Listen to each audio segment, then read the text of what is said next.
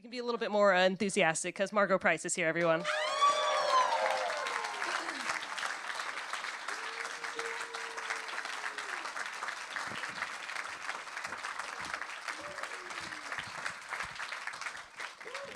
How are we doing? Well, thank you so much for being here.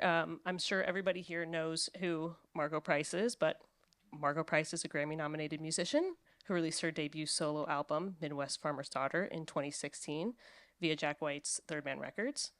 That album, which was widely considered one of the best albums of 2016,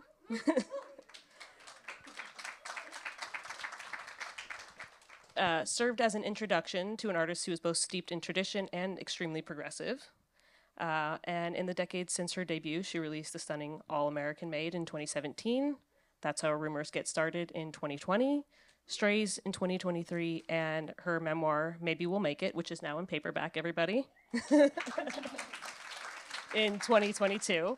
So at the end of August, you released your fifth studio album, which is an instant country classic, Hard-Headed Woman. So you're a very busy woman. Thank you.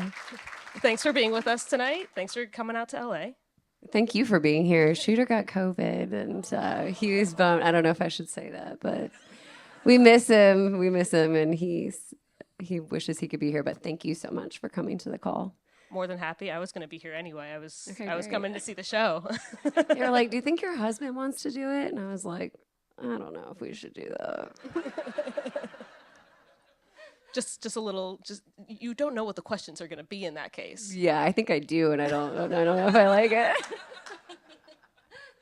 That's the problem. Shooter might have been a little bit more professional. Yeah, hopefully. Less intimate, yeah. But obviously, unfortunately, he's not here tonight. But the Jennings family is, ever present here because you do have a Waylon Jennings song on this album. Yeah. Why don't we just kind of get into it? How did you pick that song? How did it come to be that Kissing You Goodbye ended up on this album? That's right. It's a good album closer. I was producing a record for Jessie Coulter, Waylon Jennings' better half, and we were looking for songs for her. She recorded this amazing album called Standing on the Edge of Forever, and we were going through this old suitcase of Waylon's, and there were songs that he had written, songs other people had pitched to him, and she was like, oh, this song is so funny, and I'm too old, I can't do it, but you should do it. And this was 7 years ago. I was like, oh, I'm kind of not making country music right now, like I needed to take a break. And but I've been saving it for just this time, and it's been so fun to play live. Like, it was inspired by, she told me this story, it was inspired by Waylon's drug dealer / lawyer's ex-wife. So he had a lawyer that was also his drug dealer. There you go. Okay, got it. As you do. And so, yeah, she said that, Waylon and him had been out good timing, and that his wife was really pissed, and she came home, and the lawyer tried to kiss her, and she said, get your tongue out of my mouth, I'm kissing you goodbye. And so thus the song was born. Waylon had it was kind of like directed at a woman, but I changed some of the words to make it like directed at maybe my old man. Or my old bandmates, one or the other. So it's been really fun to sing. I was going to say, the first time I heard that, get your tongue out of my mouth, kissing you goodbye, I thought that was pretty good. That was very fun. It feels like a Loretta Lynn, like, don't come home and drinking with lovin' on your mind. It's, yeah. Very, very much a country song. How did you get familiar with this family, the Jennings family? I think I was just covering this song of Jessie's that was written by Mickey Newberry. It was this song called Why You Been Gone So Long. And I just fell in love with that song. I started doing it live, and then suddenly I got a text from Jessie Coulter one day out of the blue, and she's like, I love your version of my song. And she got my number from my producer, Matt Ross Spang, and then I kind of went out to her house and she drove me around in her convertible. And we drank a bunch of wine and ate a bunch of pasta. And she took me back to her house and started playing me all these songs that she'd written on the piano. And I was like, Jessie, you got to make another record. And I somehow talked my way into producing it. So How was that on the other side of the equation there, being the producer? it was a lot of fun. And I wrote some songs for it. It was kind of perfect timing because I ended up getting knocked up. Was home. I wasn't touring, and Jessie just came out to Nashville and stayed for a really long time. And it was just so fun to work with her because obviously she's a hero of mine, but she's just gotten better with age. And the way that she plays this like gospel boogie woogie style of her playing and the way that she sings, like it was just so fun to be in there with her. I had another kind of engineer that was kind of trying to produce a little bit, and he was trying to make her sing and play separately. And I was like, no, she has to do it at the same time. And so it was really good. I would sit there and be her page turner at the piano too, with my huge stomach. What an honor. Seriously, I love her so much. Yeah. So going back to the song though, yeah, it is what closes out Hard-Headed Woman. And typically for a lot of people, a lot of artists, what they do is they close out an album with a gentle song, a soft song. And you said, no, I'm going to do this like foot stomper at the end. Why did you decide to do that? Felt like a great like kiss off to, just one last jab there. I think initially we had the sequencing a little different, and then I thought, no, it needs to be at the end, especially because it is a goodbye song. It's a very good one. You get to the end of the album, and you're like, all right, it just feels like you're going to keep going, having a good time. So you just start it over again. Absolutely, just put it on repeat. There's another bit of kind of the promotion of this album that delves into a bit of history, which is your music video for "Don't Wake Me Up," and you did a little homage to one of my favorite music videos. If we can call it a music video, I don't know if it was called. It was like one of the first music videos ever, right? Yeah. So Bob Dylan's "Subterranean Homesick Blues," harder to say than I thought. So why did you choose that song to do that homage? Well, I feel like I've been so heavily influenced by Dylan, and people always ask me like who my favorite writer is. It's him, and I knew when we were writing it, it kind of had this rhythm like Johnny Cash's like "I've Been Everywhere" or something. There was a lot of different places that we were pulling from when we wrote that, but there's something that's so simple about just the words and just, I don't know, just going with the lyrics and really like putting an emphasis on that. That's what I wanted to do with this record. And I think the last album, Strays, that I did with Jonathan Wilson, it was so textural and it was so, it was just uncharted territory for me. And even the live show, like everything had kind of been building and building and building. And we had like synthesizers on stage and the 2 drum kits. And, it was really fun. But I kind of got to a point where I was like, I need to strip everything back. And so, focusing on the lyrics was kind of where my head was really at with this record. Yeah, it definitely puts a focus on it when you just drop in the cards like that. But speaking of Bob Dylan, you were at Farm Aid was it last weekend? Yeah. Oh, Dylan was hiding behind his piano with the lamps, and he had a North Face hoodie on. And I was standing side stage. They really weren't letting anyone go side stage, but they let me go be there. And I was watching him, and I swear he looked at me 3 times. But it was amazing. He played To Ramona, which is like the song that I named my daughter after. And I'm just such a Dylan head. I've seen him play a lot. I think the only artist I've seen more than Dylan is Willie Nelson, for sure. Yeah. Yeah. I mean, what were your thoughts? Because that was a last-minute addition to the lineup for Bob Dylan. What were your thoughts? Were you just so excited to see him again? I was, and I thought maybe Farm Aid was not going to happen this year because there was a strike going on, and I was hearing for days like, I don't know, we don't know, there might not be a Farm Aid. And I knew that Dylan was supposed to be like the secret guest.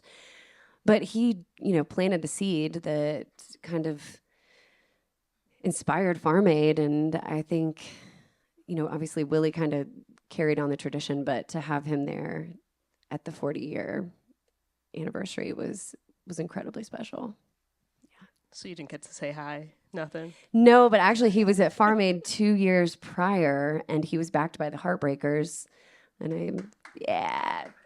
it was very cool to watch that go down. And I'm good friends with Mike Campbell and with Ben Montench somehow. And so I knew that, maybe there was a chance I was going to get to say hey to him. But at the end of the night, I went out to Willie's bus. One of my friends wanted me to get something signed, and so I went out to Willie's bus. And as soon as I went out there, Bob Dylan walked out of the green room. And my drummer, whose name was Dylan, he got to talk to him. And he said everybody just got dead silent when Bob walked out. It was like, we didn't know he was in the green room. And he just goes, great show, Bob. It kind of broke character. And he got to talk to him. So I'm sad that I went out to Willie's bus, like the only time I've ever been sad to be on Willie's bus. You lost your chance because you basically should have catcalled him. You did great. Oh my God, Yes. That was amazing. Catcalled. That was Can you imagine? that's as close as you're apparently gonna get for the time being. But at the same time, you did do a cover of Maggie's Farm, and I'm curious if you said you knew a little bit more in advance than the rest of us that Bob Dylan was going to be there, but did you do it because he was going to be there, or did you do it because that's just a song you like to play sometimes? No, I probably if I had known he was going to be there, I would have been sensitive about covering it. But it was something that we worked up earlier in the summer, and it was just hitting so well live, and it felt like a timely song to sing at Farm Aid. And I had to get it cleared months in advance. They were like, we need to know the set list. So I was glad that it was all cleared and taken care of, but I was like, what if he wanted to play that song? What do you mean? He also would have played that song. Yeah, he would have done it, right? I don't think Bob changes course for anyone. Then maybe you would have gotten a text saying, just like with Jesse, I loved your cover of that. I'm still waiting for that text, Bob. He seems like a prolific texter. Yeah, probably all the Well, time. we know he's got the iPad. We know he's posting stuff on his own Instagram. It's amazing. So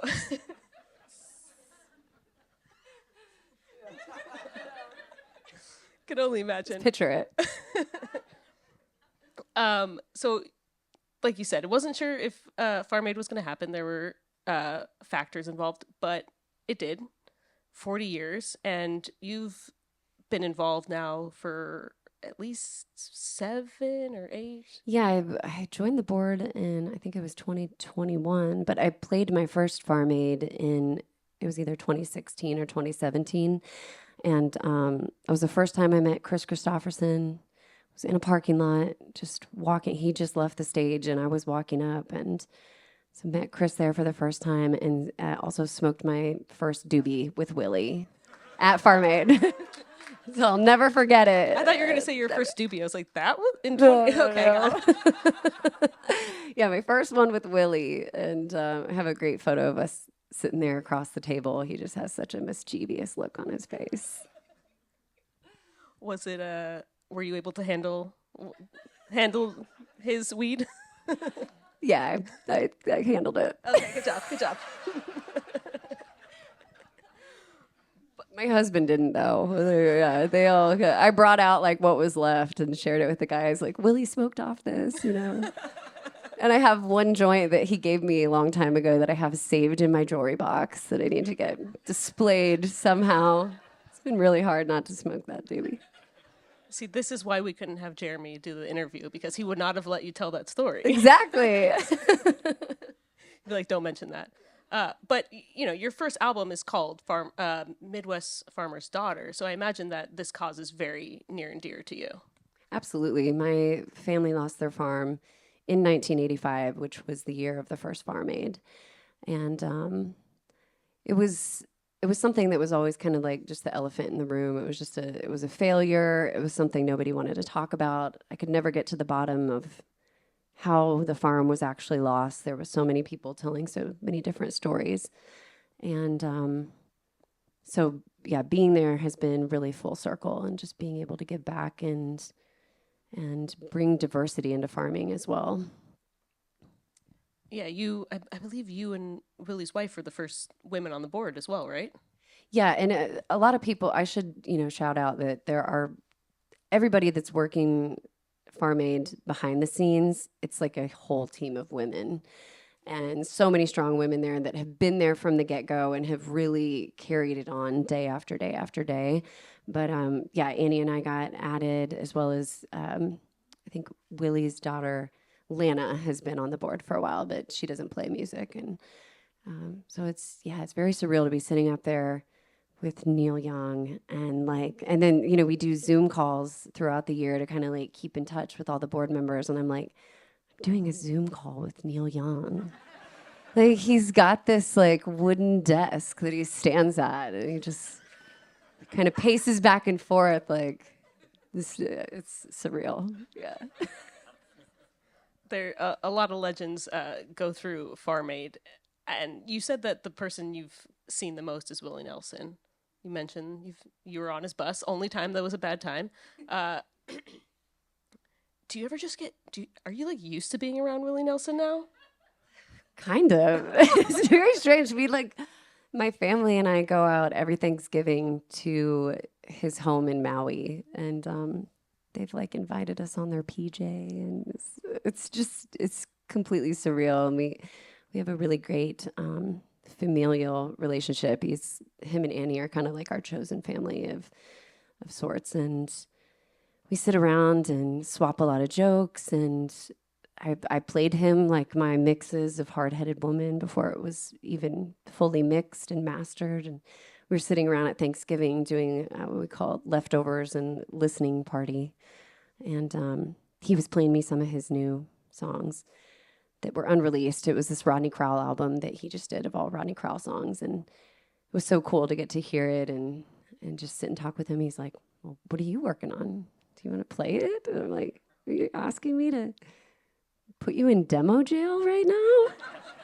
Because I will. So it was cool to get his feedback kind of before it came out. There seems to be a lot of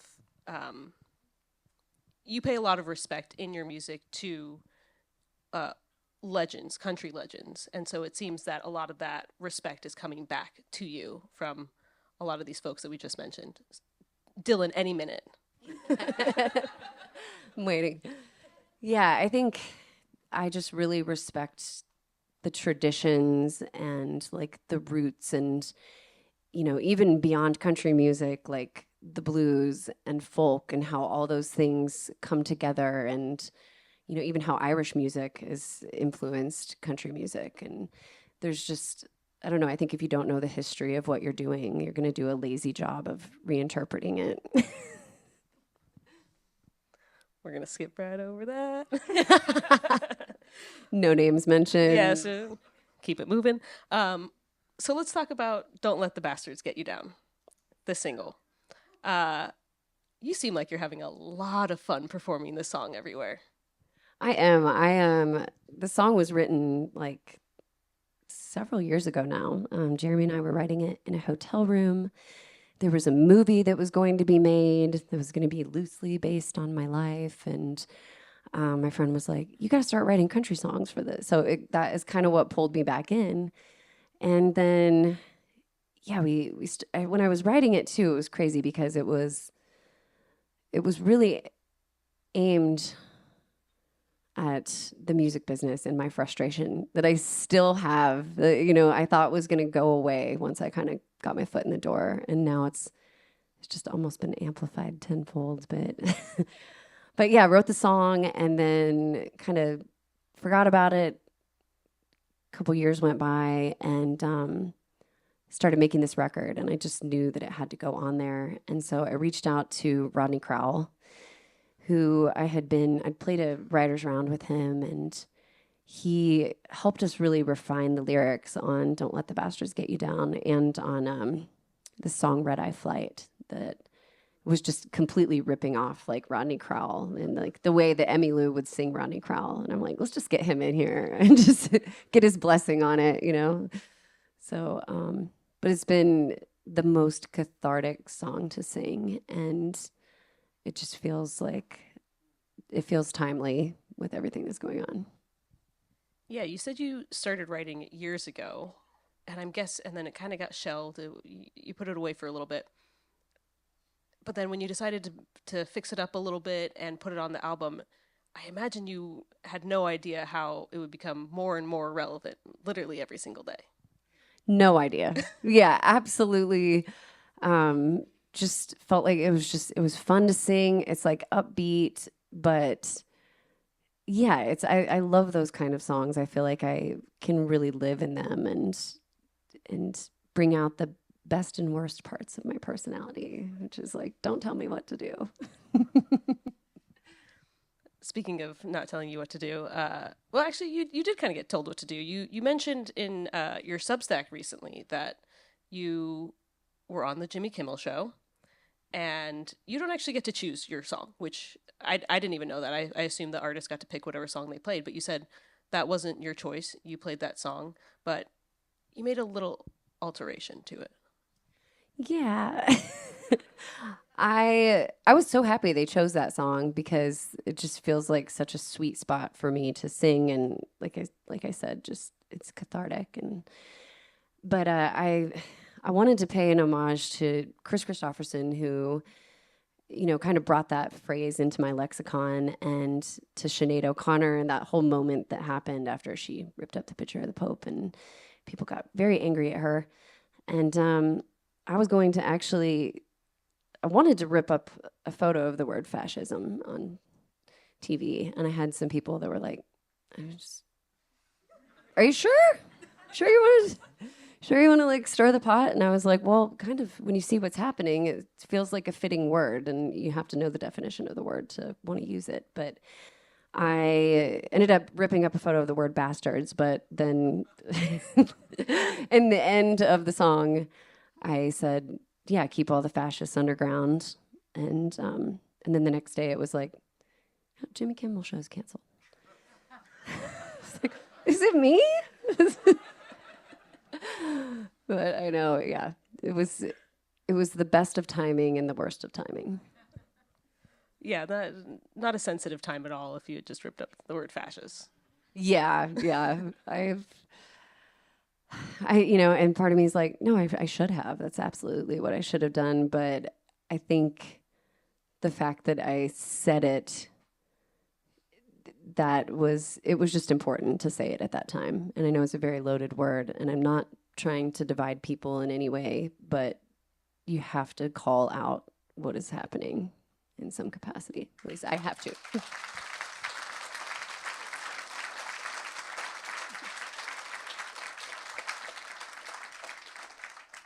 You've certainly never been shy about your politics. You've always been quite outspoken. But I'm curious, how does it feel? Like you said, you perform that song. You're like, this is just a normal late night show, and then the next day, Jimmy Kimmel gets pulled from the air, and you were the last person or the last musical guest to be there. What does it feel like to be in the middle of like such a controversy? Like like all the country's talking about.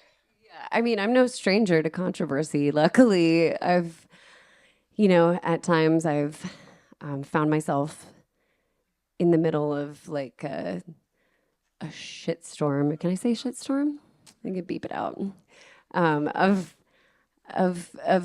through the feedback loop. And I don't know. I think as time has gone on, my skin's gotten thicker, and yeah, it needed to be said. I think, outlaw country, a lot of times people think it's like, oh, it's about whiskey and, just heartache. And it's like, no, it's also about like speaking truth to power. And even when it's not safe for me.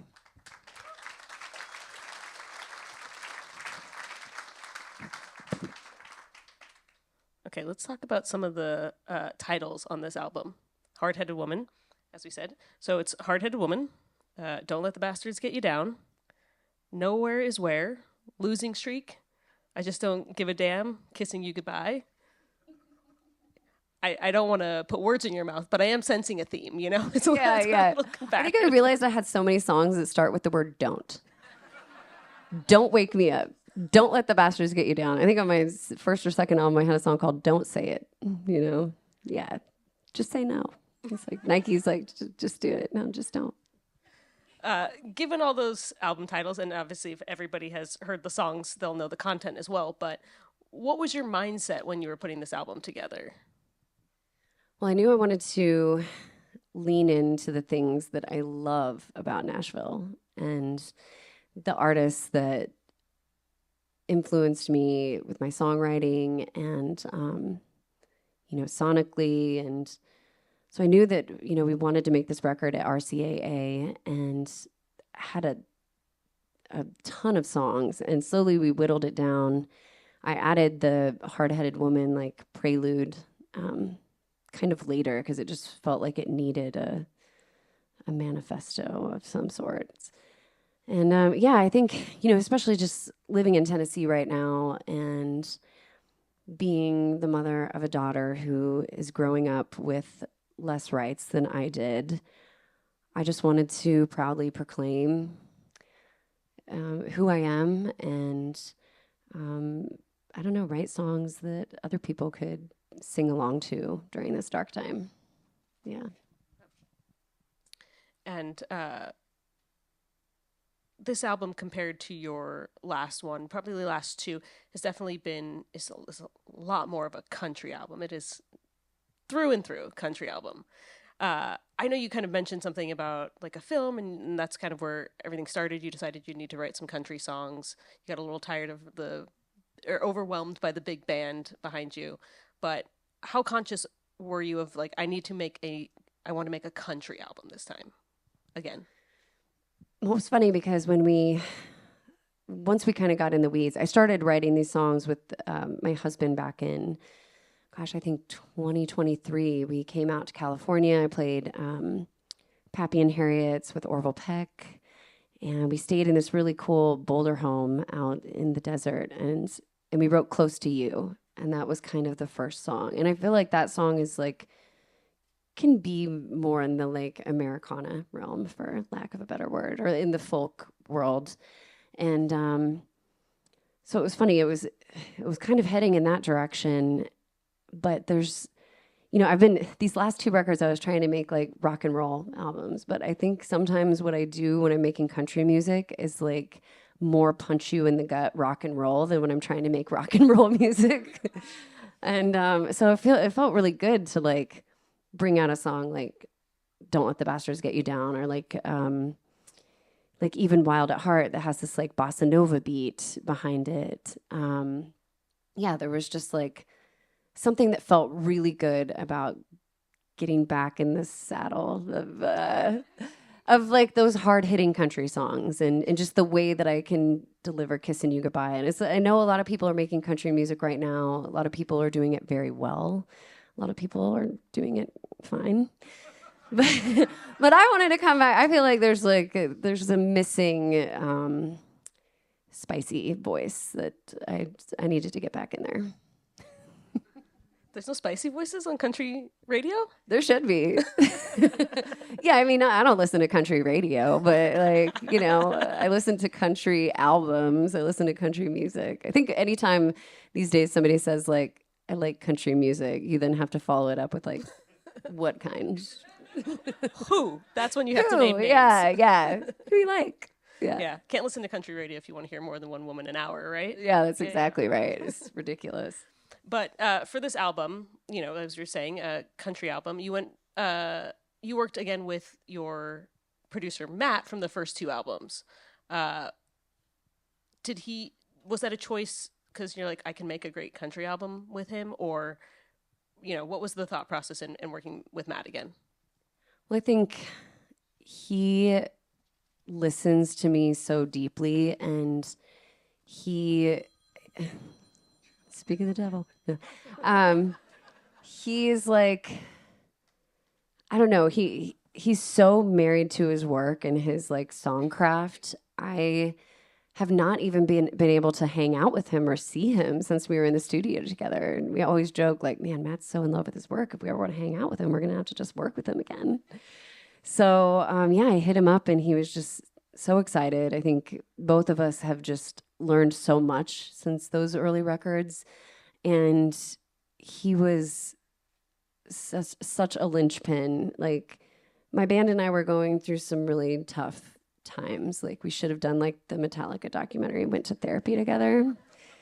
But so he counseled to us. He ministered to us just to get us all on the same page. And we'd kind of gotten into these bad habits, I feel like, of you know, we were all on in-ears, and it's so easy to just throw a click in there, and just everybody's playing to the click, and everybody's kind of was on autopilot, I felt like, in more ways than one. And so he got us off that click and was like, just trust your intuition, trust your tempo. Like, you know, things should fluctuate. Like, you listen to the Rolling Stones, and Matt Rossbang did a great Memphis TED Talks about auto-tune and just the way that like humanity has been stripped out of music these days. And with AI, it's only going to get worse. So I think it was so grounding. It was so organic. It was like, let's trust ourselves again. Yeah. And you've been in Nashville for over 2 decades now. But I was surprised when I realized that this is the first album you've recorded in Nashville. Was it? Did you purposely not do it in Nashville before? And was there a reason why you did it in Nashville this time? Yeah, I always felt like such an outsider there. I'd made albums years ago, like in people's home studios. You know, like I'd recorded a lot there prior to making it, and when I went to record Midwest Farmer's Daughter in Memphis, like I just felt like Memphis and Nashville have this kind of like beef with each other, you know? And I was like, yeah, like screw Nashville. I'm going to go to Memphis, like, you know? And so I really leaned into that with the first 2 records. And then I always kind of had this like, you know, if I'm going to make a record, I don't want any distractions. Like, I don't want any children around. I don't want anything that's going to get me out of the flow. So we would come out here to LA and like get an Airbnb, and we did one at East West Studio, which was so much fun. But I just feel like Nashville has the best studios in the world. And I went in and did my Too Stoned to Cry single that I did with Billy Strings, and we did it in RCAA. And it just sounded so good. Like the band was all live in the room together, but like everything was isolated somehow. And that studio is where Dolly recorded 9 to 5. Like, I mean, Leon Russell, you know, Waylon, Willie, like everybody made albums in there. And it was almost torn down back in 2014. They almost turned it into like a coffee shop, condos. I'm like, I got to get in there before they rip this shit down. And also we got Russ Paul, who is one of my favorite pedal steel players, to like come in, right? And Billy Contreras played fiddle, just blew my mind. And yeah, it was so fun to make a record in Nashville. And then I really like lost myself in the process, because in the past I've kind of, you know, you record the album and then just be like, oh, you just mix it, you know. And this time I stayed in there for all of the mixing, which was like, it's hard work listening to music for that long. Like your ears feel so fatigued at the end of the day. I don't know how studio people do it, but it was so fun. And I wanted to make it perfect. I really didn't want to cut any corners.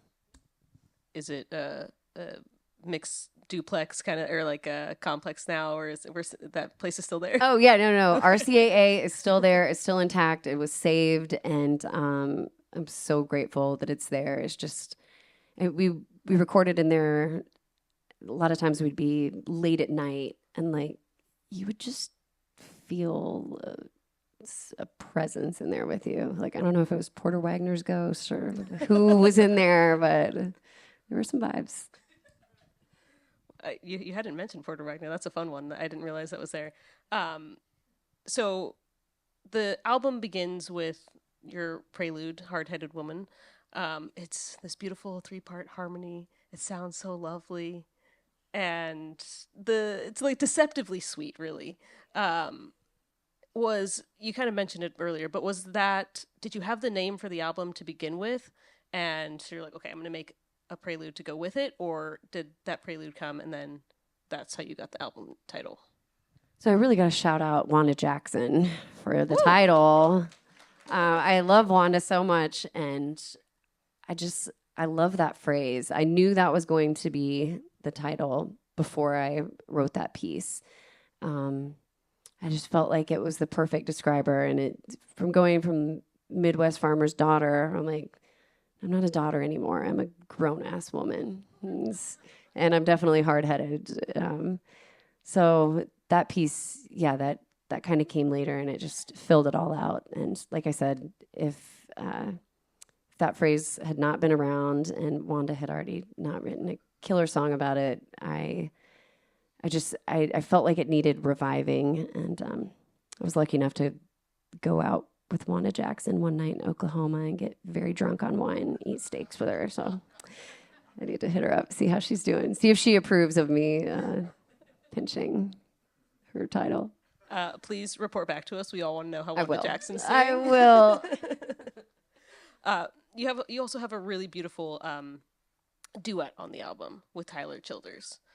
It's really stunning. I'm curious, how did you pick that song to do with Tyler?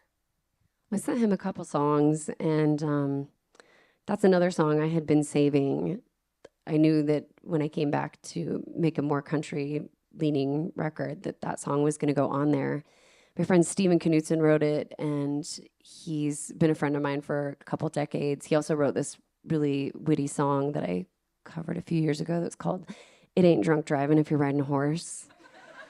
And he's just such a talented writer. But I sent that song to Tyler, and I also sent him Pitcher, which is on the album, and I felt like I could have heard him on that one too. But he loved the idea of doing like a really classic duet, and he helped me pick the tempo. We had another version that was like a soul, like a country soul kind of vibe, and I kept saying, no, this needs to just be a waltz. And Tyler agreed with me, and so we got our way. It was really fun to sing with him. I've been lucky to get to know him and kind of grow up with him a bit. Yeah. Yeah, it's a really, really beautiful song. Both of you sound amazing on it, and the duet's incredible. Now, I think in general, the album, both in context and, sound, is very gutsy. It's very bold. And I'm wondering if that was a message you were trying to like send with this album, or if there is a message that you wanted for the album as a whole. Yeah, 2 middle fingers straight up. Yeah, like I said, it was my band and I the price tags like R.I.P. Great name, by the way. Yeah, great band name. Yeah, it was us being in the studio together, and also it was like we got to go out and we recorded the album, and then we went out on tour with Tedeschi Trucks, got to play the songs like nightly, and then I really got to figure out like how to sing them and how to live in them. And then I came back, I redid all my vocals, and yeah, I wanted the album to like knock people's heads off. I wanted it to feel like a punch in the gut. And I'm curious because were there any album or any songs on the album that were hard to write, either because of subject matter or it's like something just like wasn't flowing, or did they all just kind of feel pretty organic? Definitely Don't Wake Me Up and Close to You. Those came like lightning in a bottle moments. Nowhere is Where was a song that Jeremy and I had been working on, and I was really struggling with the phrasing of the chorus, and I knew what I wanted to say, but I couldn't get it to fit in there melodically. I hit up a friend of mine, her name's Morgan Nagler, and she's an incredible artist in her own right. She's written with Phoebe Bridgers and Jenny Lewis a lot. Yeah, 2 of my favorites.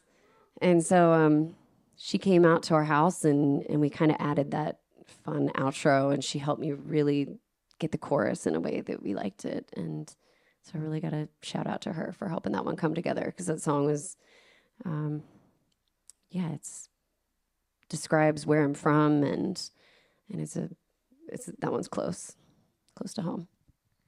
What was the last track that was added to this album, and how do you know when an album's done? It's never done, right? You could, like, Russ Paul, the pedal steel player, kept telling us if we were wanting to take another take and he thought we had it good, he would be like, "Don't burn the beans, like, don't overcook it," you know. So that kind of became one of our mantras, like, know when to quit. And actually, the Hard-Headed Woman, the prelude, that was the last thing that I recorded, and we recorded it, and then we weren't quite done with it. Matt dumped it into a reel-to-reel and gave it the, like, tape hiss and made it sound really old. And so I think once I had that on the front, and then once we got the sequencing right, it was like, okay, let's stop messing with it, because you can really overdo it, castrate the song or something. So all is said and done, Hard-Headed Woman, and I'm curious, are there any other messages, themes, or just, what do you want people to get out of it at the end of the day?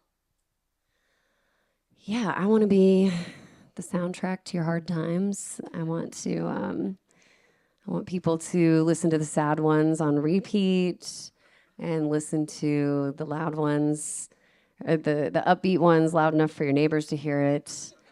I just feel like this album it was written for these times, and I didn't know it when it was happening, but I'm glad it's here, and I hope everybody gets to keep playing it.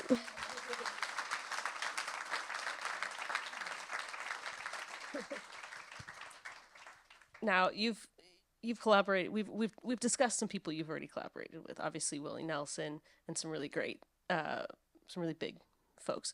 Is there anyone who you still want to collaborate with? Man, yeah, I would love to do something with Stevie Nicks. Yes, she's pretty cool. Let's see, contemporaries. I think she just woke up. You could probably get her now. Nice. She's on that vampire schedule too. Sick. Yeah, I mean, I've been so lucky to get to, work with people like Lucinda Williams. Like, Lucinda had me sing on her last album that came out. I did some background vocals. I sang on some like those are moments that they just blow me away. And her and Joan Baez, and I feel like if I died tomorrow, I'd be a happy person, and But yeah, there's definitely still more people I would love to do more things with. Who else? I'm trying to think of, like, contemporaries. I'm really into this band right now. It's called Rattlesnake Milk. And they've got an album called Chicken Fried Snake that everybody should check out. They're going to come on tour with me, so hopefully we'll get to do something together. Yeah. That'll be very fun. I really thought you were going to say Bob Dylan, as we kind of already Well, yeah, I mean, Bob, call me, like, Seriously, Neil, I might be trying to email him about something. We'll see if I get a reply. Yeah. And this weekend, you're playing Ohana Fest. Yes, I am. Amazing, and very Dana Point. Excited. Is there anything in particular you're looking forward to, or anyone in particular you want to see? Well, my buddies Tedeschi Trucks are going to be there, and hoping maybe we can jam together. They throw down. Let's see who else. I think Lucas Nelson's going to be there. I would love to do something with Eddie, even. I mean, he's so cool. I met him one time at Third Man, and he was very sweet. But it's just a really fun festival. I got to do it a few years back, and I hung out with Slater Kenny and hung out with Beck. It was a vibe. Yeah. Slightly different than the country group. Yeah. It's very, like, well-rounded, and I like that I can fit in and perform with all sorts of different people, because is just, I don't know, limiting yourself to one genre, one thing. I mean, like, where would Willie Nelson be if he hadn't also loved Django Reinhardt and jazz music? And I think bringing things in and making it a melting pot and making it your own is it's the only way to make something unique. Absolutely. I think we're going to take a couple of questions from the audience. Does anybody? Okay. Who's our first victim? Hi. My name's Kelsey. It's always such a pleasure to hear you talk about your craft. You're just such an inspiration. Can you talk a little bit about your relationship with Loretta Lynn's estate and how it came to be that you had the opportunity to wear that gorgeous green dress at the Opry? You look amazing. Thank you. Oh my gosh, that was so surreal. I knew I had this Opry performance, and I hadn't been asked back to the Opry in 5 years to do any of my solo stuff. I don't know if I rubbed them the wrong way, what it was, but back to making country records, they invited me out, and I hit up Loretta's daughter, Patsy, and I was like, is there any way I could just maybe borrow something? And she said, yeah, just pull some photos. And so I grabbed a couple things off the internet. I was like, do you have these? And she has, if anybody's in Tennessee, there is a beautiful, it's in Hurricane Mills. There is a restaurant, Loretta Lynn's kitchen, and then there is a museum there that is unreal. It's got Patsy Cline memorabilia, it's got Dolly memorabilia, it's got Conway Twitty wigs. It's so cool. And they had 8,000 gowns in there. I mean, I just feel like I'm can I borrow another one? But I was leaning towards some different gowns, and then they said, would you like to try on this green dress? And I would never even dream of asking to borrow something like that, but they suggested it. And somebody else, some 90s country singer, I won't name her name, but she's definitely one of my favorites. She had apparently asked to wear the same dress not too long ago, and they told her no. So I felt so honored that they trusted me to wear that. It was really special. And then I got to wear this jean fringe 70s jumper of hers as well. It was a dream come true. Great question. Thank you. Hi, Margo. My name is Sam.